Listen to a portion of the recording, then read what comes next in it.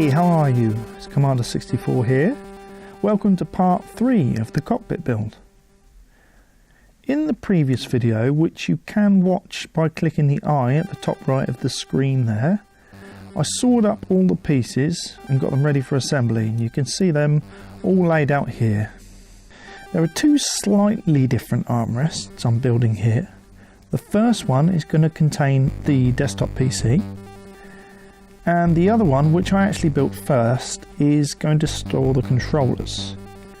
I'm showing you the desktop armrest first because that one was more successful, and you're going to see what happened with the other one later. Now the problem was, on the other one I used dowels and it didn't really work out that well. So during the PC build I switched from using dowels to just screwing it together.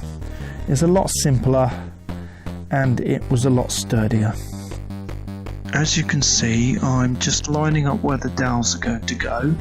Using the easy square, there's a little window there and I can just mark up where it's going to go, and it will be an equal distance.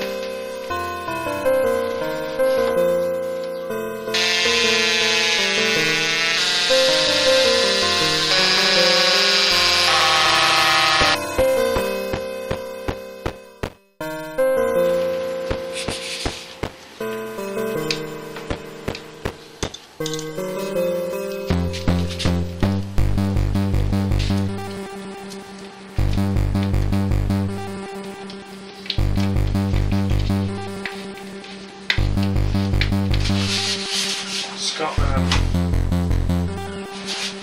adhesive strip down here.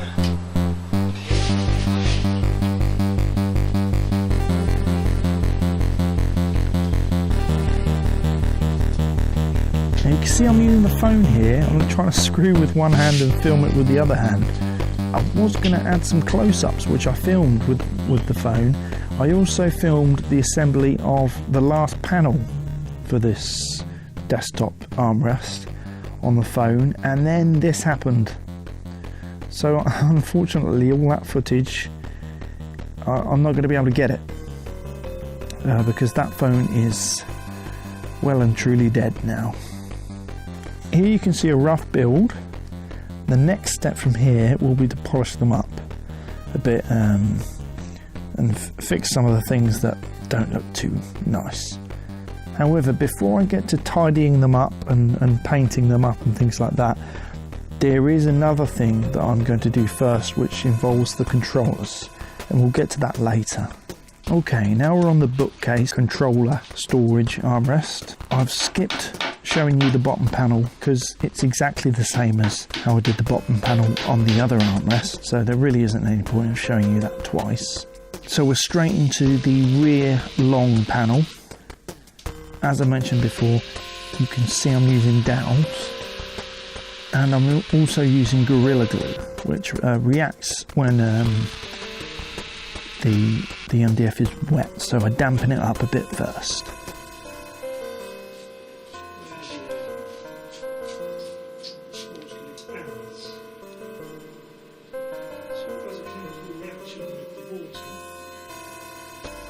And here's another reason I didn't like the dowel technique.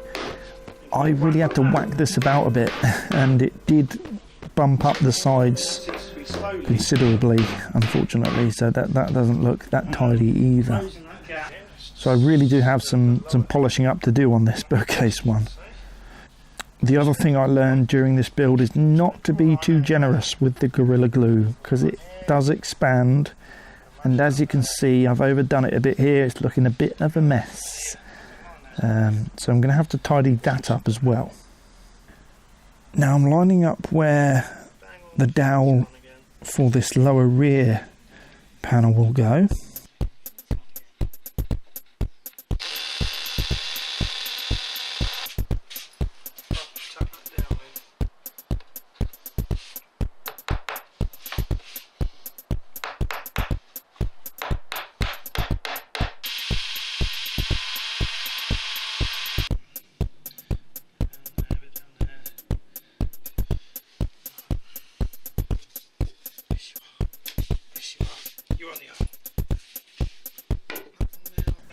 More whacking.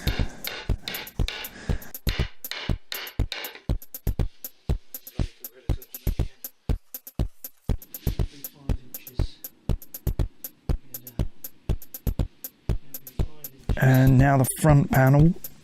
There isn't a front panel on the PC build, so that's why I haven't shown you that, because I kept it open for ventilation and for ease of access, because I want to be able to get to all the USB ports and the power and all that, and the easiest way is just to leave the panel empty.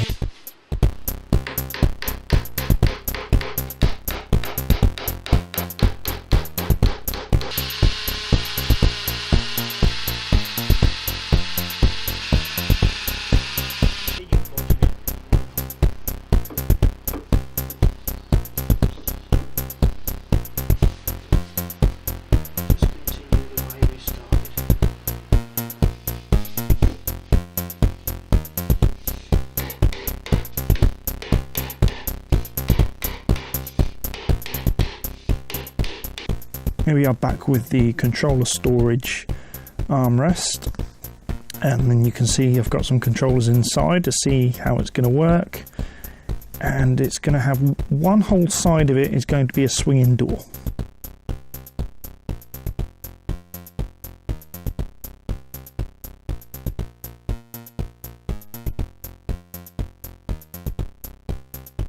And I've put supports here and here with this triangle bit. I've picked up these magnetic strips for just over £1 at a DIY store. The magnet is fixed here, and the strip is added to the inside of the door, and it will hold the door in place like this. These blocks here are going to hold up a shelf, so I can put a few more bits on top of that. And I'm just going to draw a line in the center between the two windows and follow that line around all the way around the corner there, and then that's where the shelf's going to go, right in between those two windows, which aren't going to be windows. There's going to be a nice textured panel that's going to go in there.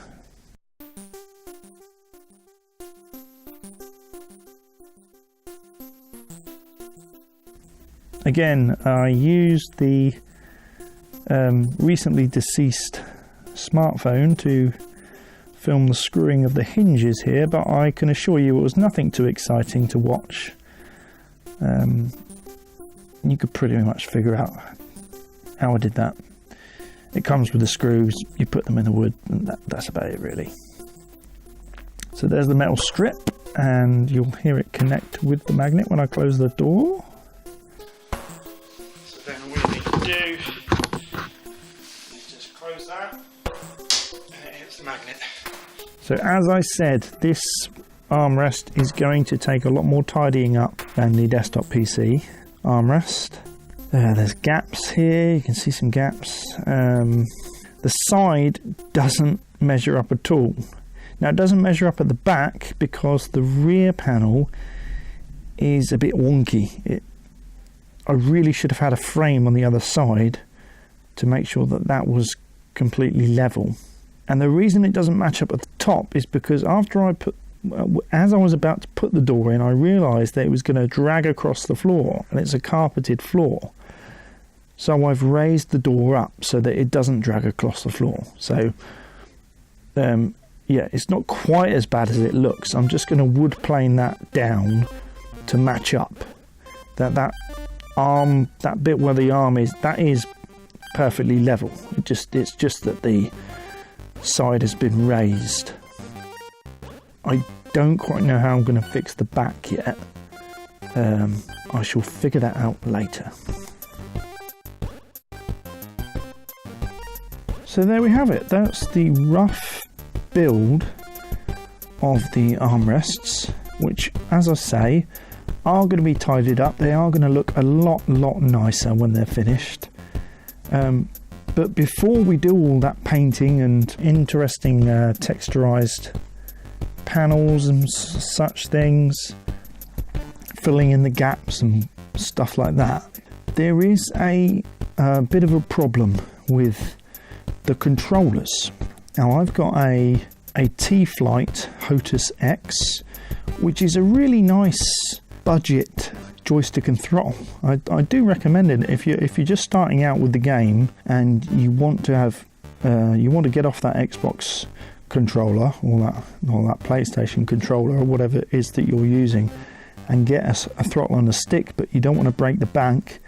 It is a really nice budget controller, as I say. The problem is there is this wire here that connects the throttle and the stick, and it's very short. Now, I realised that when I put a chair in between the two arms, I couldn't get the controllers to reach each arm because this wire is just too short.